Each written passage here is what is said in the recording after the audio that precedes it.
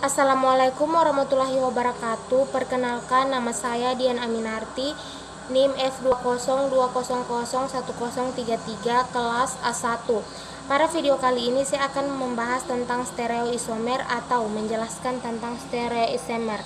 Langsung saja, pengertian stereoisomer. Stereoisomer adalah molekul-molekul yang mempunyai rumus molekul dan konektivitas sama tetapi berbeda posisi atom-atom penyusunnya atau bentuk tiga dimensi susunannya.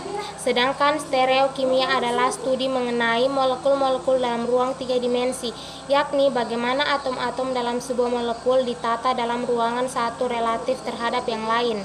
Seperti yang disebutkan di atas, mengandung berbagai jenis isomer dalam dirinya sendiri, masing-masing dengan karakteristik yang berbeda, yang lebih lanjut memisahkan satu sama lain sebagai entitas kimia yang berbeda, memiliki sifat yang berbeda. Tipe enantiomer adalah stereoisomer cermin gambar dan akan dijelaskan secara rinci dalam artikel ini. Jenis lain diastereomer memiliki sifat yang berbeda ini diperkenalkan. Dalam stereoisomer, atom yang menghasilkan isomer berada pada posisi yang sama namun memiliki pengaturan keruangan yang berbeda.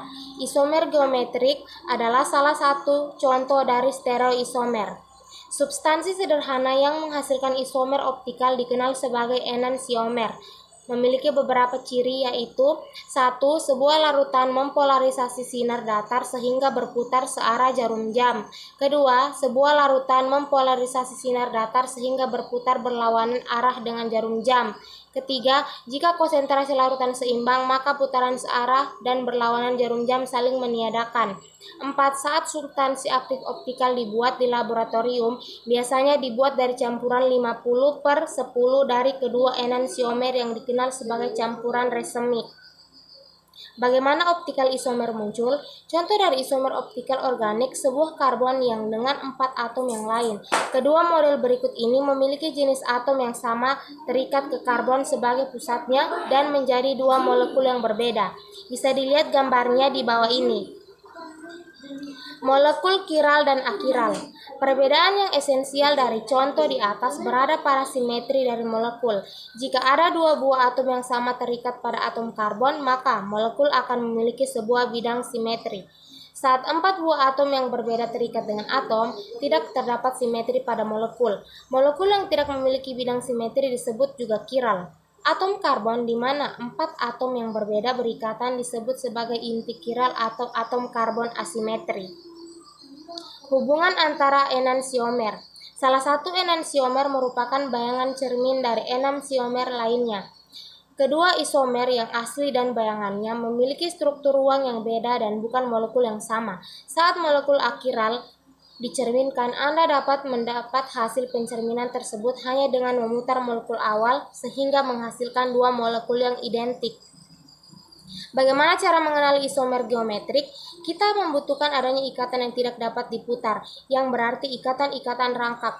Jika terdapat ikatan rangkap, berhati-hatilah akan adanya isomer geometrik. Untuk mendapatkan isomer geometrik, Anda harus memiliki: pertama, ikatan yang tidak bisa dirotasikan. Kedua, dua atom yang berbeda pada daerah tangan kanan dan tangan kiri merupakan atom yang sama. Tahapan menentukan keisomeran beberapa molekul sebagai berikut. 1. Menentukan konfigurasi molekul dengan menggunakan sistem RS, yaitu mengenai bayangan atau pencerminan molekul yang kasat mata langsung. Apabila molekul digambarkan secara tiga dimensi, sering membuat banyak pembaca gagal paham. Bila sudah demikian, ingin rasanya segera meraih pemodelan untuk segera melihat bentuk visibelnya. 2. Memasangkan jenis konfigurasi dan menyimpulkan seperti pada skema dan tabel berikut. Konfigurasi R akan menghasilkan bayangan dengan konfigurasi S. Ini berlaku timbal balik dan dapat dikombinasikan menjadi lebih dari satu atom C kiral dalam satu molekul. Kesimpulan yaitu apakah dua molekul atau lebih itu merupakan enantiomer atau diastereomer atau bahkan bukan keduanya. Misalnya, kedua atau lebih itu merupakan molekul-molekul yang identik. Molekul yang identik biasanya memiliki konfigurasi yang sama persis. Baiklah, Itu saja video singkat dari saya. Lebih dan kurangnya mohon dimaafkan. Saya akhiri dengan ucapan wabillahi taufiq wal hidayah. Wassalamualaikum warahmatullahi wabarakatuh.